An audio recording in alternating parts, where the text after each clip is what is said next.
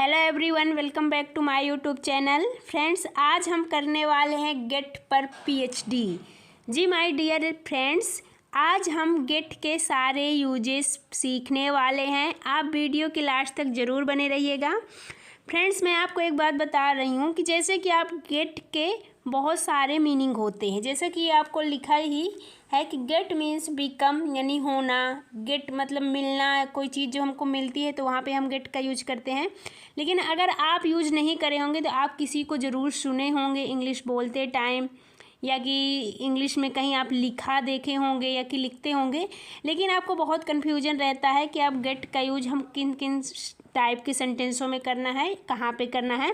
तो आज हम गेट के सारे यूजेस सीखने वाले हैं, बस एक ही वीडियो में। अब बस आपको एक लास्ट तक वीडियो के बने रहना है।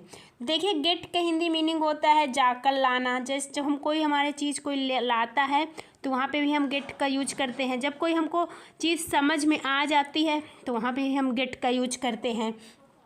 जब हम कहीं भी पहुँचते हैं, जाने आने के डिस्टेंस के लिए भी हम गेट का यूज होता है। पोजीशन के लिए और ये कैजेटिव वर्ब के फॉर्म में भी गेट का यूज होता है। तो चलिए हम एक एक करके सीखते हैं। पहला है हमारा गेट।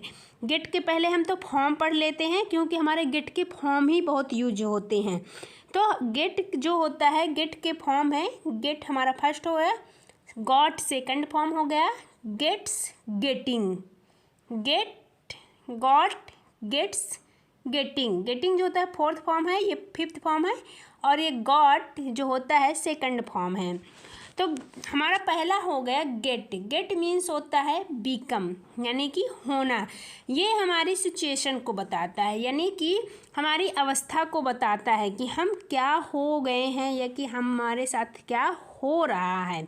तो हम सारे सेंटेंसों में यूज करते हैं, बस सेंटेंस के अकॉर्डिंग हमको गेट के फॉर्म चेंज करते चलना है। जैसे हमारा सेंटेंस कोई अगर पास्ट का है तो हम वहाँ पे सेकंड फॉर्म यूज करेंगे, लेकिन अगर हमारा कोई कंटिन्यूअस का है तो वहाँ पे हम आईएनजी यूज करेंगे। तो आपको फॉर्म अपने सेंटेंस के अकॉर्डिंग यूज करना है, बाकी सारे में होगा गेट का यूज। चलिए हम एग्जाम्पल के थ्रू समझते हैं। पहला है हमारा एग्जाम्पल, मैं नर्वस हो गया। आप इसको कैसे बोलेंगे? मैं नर्वस हो गया। मैं मतलब आई नर्वस, आई गॉट नर्वस, कि मेरी सिचुएशन ऐसी हो गई। तो हम सिचुएशन बताने के लिए भी या अपनी अवस्था को बताने के लिए भी हम गेट का यूज करते हैं। लेकिन हो गया पास्ट है तो इसलिए यहाँ पे गॉट यूज करेंगे, गेट नहीं यूज करेंगे, यहाँ पे गॉट यूज करेंगे। मेरी शादी हो रही है, मेरी शादी हो रही है। इसमें थोड़ा प्रिंट मिस्टेक हो गया है, यहाँ पे लिखना है I am getting married, I am getting married, I am getting married, क्योंकि हो रही है जो होता है वो प्रेजेंट कंटिन्यूअस टेंस है, और हमको कंटिन्यूअस टेंस में आईएनजी यूज करना होता है। तो आई एम गेटिंग मैरिड। वो हैरान रह गया, he got shocked. Shocked means होता है हैरान रहना, तो he got shocked. I hope कि आपको ये सेंटेंस समझ में आ गए होंगे सारे एग्जाम्पल, क्योंकि बहुत ईजी है। अगर हमको या आता है तो मैंने आपको पिछले वीडियो में भी टेंस जब बताई हूँ तो उसमें भी बताई हूँ कि इसमें सेकंड फॉर्म वर्ब की यूज होगी, तो गेट का सेकंड फॉर्म गॉट यूज होगा।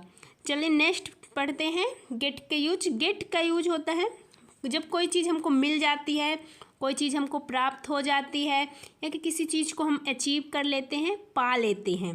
तो अचीव का भी इंग्लिश वर्ड भी होता है, अचीव मीन्स भी होता है पाना, या कि कोई चीज़ हमको प्राप्त कर लेते हैं। लेकिन मैक्सिमम लोग स्पोकन इंग्लिश में गेट गॉट का ही यूज करते हैं, बहुत ज़्यादा ही फेमस है। तो हमको कन्फ्यूज नहीं होना, दोनों सही होगा। हमारा एग्जाम्पल है गेट का, आप ये पढ़ लें गेट। इसको आप नोट्स बनाते चलिएगा फ्रेंड्स, क्योंकि ये इम्पॉर्टेंट बहुत टॉपिक है। इसका यूज अगर आप एक बार सीख लें तो आपको कहीं और पढ़ने की ज़रूरत नहीं है, इसलिए आप नोटबुक में नोट करते चलिएगा। तो गेट का होता है मिलना, या कब कोई चीज़ हमको प्राप्त करने के लिए हम गेट का यूज करते हैं। एग्जाम्पल है, मुझे नौकरी मिल गई। मुझे नौकरी मिल गई मतलब कि मुझे ये चीज़ प्राप्त हो गई है, मुझे नौकरी प्राप्त हो गई है, मतलब कि मैं नौकरी को पा लिया हूँ। तो अब क्या बोलेंगे? I got a job. आई मतलब कि मुझे, गॉट मतलब मिल गई, है जॉब मतलब नौकरी। I got a job. मुझे कल समय नहीं मिला। लेकिन अगर आपको निगेटिव में बनाना है, नहीं मिला, कल नहीं मिला, पास्ट की बात हो रही है तो हमारी पास्ट की हेल्पिंग वर्ब होती है डिड। वहाँ पे हम नहीं मिला तो निगेटिव में हम सेकंड फॉर्म नहीं लगाते हैं, है ना, अफर्मेटिव बस में लगाते हैं। लेकिन अगर डायरेक्ट अफर्मेटिव है तो वहाँ पे हम गॉट लगा देंगे, है ना। जैसे कि मुझे नौकरी मिल गई, लेकिन अगर आपको यही बोलना होता मुझे नौकरी नहीं मिली तो I did not get a job, आप इसको ऐसे बोलते। मुझे कल समय नहीं मिला, इसको क्या बोलेंगे, I did not get time yesterday. I did not gate means होता है मिलना, टाइम मीन्स समय, यस्टरडे मीन्स कल। I did not get time yesterday. Next है मुझे तुम्हारा घर मिल गया। I got your house. I got your house. अगर हमारा सेंटेंस अफर्मेटिव है तो याद रखिएगा कि वहाँ पे सेकंड फॉर्म यूज लगा देंगे। लेकिन अगर पास्ट का ही अगर निगेटिव है तो वहाँ पे डिड नॉट लगाएंगे, क्योंकि निगेटिव में हमारे डिड लगता है, अफर्मेटिव में डिड का यूज नहीं करते हैं। नेक्स्ट है हमारा गेट का यूज, मतलब कि गेट का हिंदी मीनिंग होता है जाकर लाना। जैसे कि आप बोलते हैं पानी लेकर आओ, मोबाइल लेके आओ, खाना लेके आओ, इस तरीके के सेंटेंस अपने कन्वर्सेशन में, अपने डेली लाइफ में बहुत फ्रेंड्स यूज करते हैं। तो माय डियर फ्रेंड्स, आज हम ये सारे गेट के यूज सीखने वाले हैं, आपका कन्फ्यूजन दूर हो जाएगा। तो हमारा है गेट का यूज जाकर कोई चीज़ लाना। एग्जाम्पल है एक गिलास पानी लाओ, आप ऐसे यूज करते हैं ना, एक गिलास पानी लाओ, इसको क्या बोलेंगे, get me a glass of water. लाओ, लाने के लिए हम क्या यूज करते हैं, get. Get me a glass of water, एक गिलास पानी लाओ। जाकर उसे यहाँ पर ले आओ। गो मीन्स जाकर, and get him here. Go and get him here. Next use है हमारा गेट का समझाना या कि समझना। जैसे कि हम कोई चीज़ अपने क्लास में पढ़ रहे हैं, अपने स्टडी रूम में हैं, या हमको कोई टीचर पढ़ा रहे हैं, सिखा रहे हैं, तो हमको बोलते हैं गॉट इट, समझ में आ गया, है ना। तो ऐसे क्वेश्चन करते हैं। तो जब कोई चीज़ हमको समझ में आ जाती है, तो समझ में जब कोई चीज़ हमको आ जाती है, जिसे हम अच्छी तरह समझ जाते हैं, तो वहाँ पे हम गेट का यूज करते हैं। तो गेट का मतलब होता है समझाना या कि समझना। तो मैंने आपको कितने यूजेस बता दिए। गेट का मतलब जाकर लाना कोई चीज़, मिलना या कि कोई चीज़ प्राप्त करना, अचीव करना। और एक ये बीकम मतलब होना, जब कोई हमारी चीज़ को अवस्था को बताता है तो हम गेट का यूज करते हैं। जब कोई चीज़ हमको मिलती है, प्राप्त होती है, तो गेट का यूज करते हैं। जब कोई चीज़ हमको लाना होता है तो वहाँ पे गेट का यूज करते हैं। और या कि जब कुछ चीज़ या कि कोई टॉपिक या कि कुछ भी हमको समझ में आ जाता है तो वहाँ पे हम गेट का यूज करते हैं। तो इसके एग्जाम्पल हैं, मैं तुम्हारी बात समझ गया। मैं तुम्हारी बात समझ गया। I got your words. समझ गया, गया या आ गया तो पास्ट का हो गया, तो यहाँ पे हम सेकंड फॉर्म यूज करेंगे, आई गॉट योर वर्ड्स। आई मतलब मैं, गॉट मीन्स समझ गया, योर मतलब आपकी या कि तुम्हारी, वर्ड्स मीन्स बात। आई गॉट योर वर्ड्स, मैं आपकी बात समझ गया। या जैसे आपके टीचर कोई पूछे कि समझ आ गया, तो बोलोगे यस आई गॉट इट, मैं समझ गया, आई गॉट इट। मैं तुम्हारी बात नहीं समझा, फिर से निगेटिव वाला आ गया। जहाँ पे अगर आपको निगेटिव आ जाता है तो वहाँ पे हमको डिड नॉट का यूज करना है। I did not get your words. I did not get your words. फिर जो ये गेट है ये नॉट के बाद यूज होगा, आप इसको ध्यान रखिएगा केयरफुली से। नेक्स्ट हमारा गेट का यूज पहुंचना। जब हम कहीं पे पहुंच जाते हैं तो वैसे भी हम तो रीच का यूज करते हैं कि आई रीच इट, मैं पहुंच चुकी हूँ, लेकिन हम गेट का भी यूज करते हैं। आपको कंफ्यूज नहीं होना, दोनों हम वर्ड यूज करते हैं।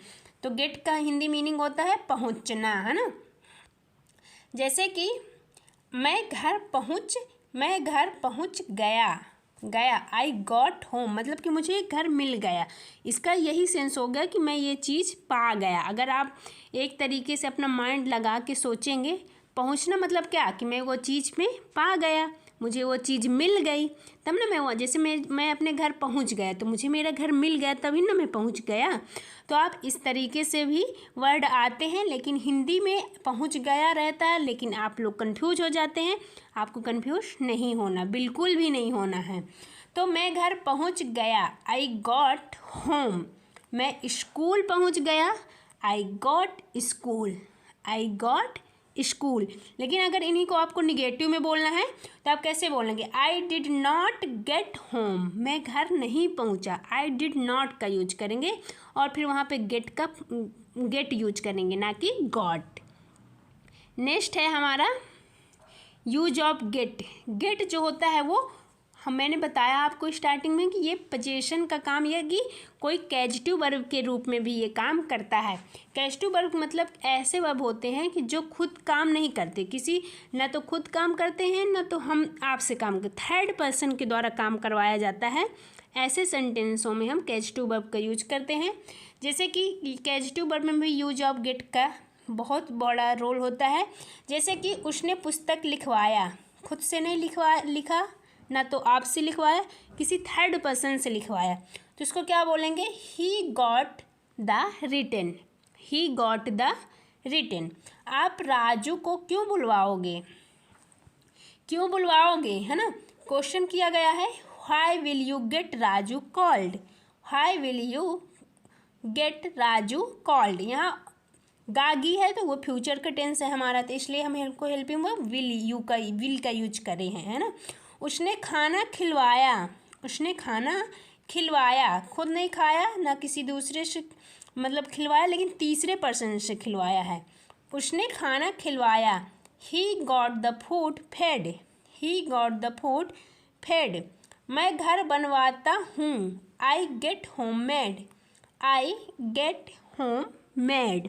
तो फ्रेंड्स ये हैं गेट के सारे यूजेस, जो कि आपको कहीं इधर उधर भटकने की ज़रूरत नहीं है। आप नोट्स में नोट करिए और रिवीजन करिए, वीडियो को 1 से 2 बार देखिए, आपको क्लियर हो जाएगा। और जो भी अगर आपको कन्फ्यूजन हो आप कमेंट बॉक्स में पूछ सकते हैं। तो आपके लिए आज के लिए इतना ही फ्रेंड्स, हम मिलेंगे नेक्स्ट वीडियो में। अगर आपको वीडियो पसंद आई हो तो वीडियो को लाइक करें, शेयर करें, और वीडियो में नए हैं, हमारे चैनल में नए हैं तो चैनल को ज़रूर सब्सक्राइब करें। Thanks for watching.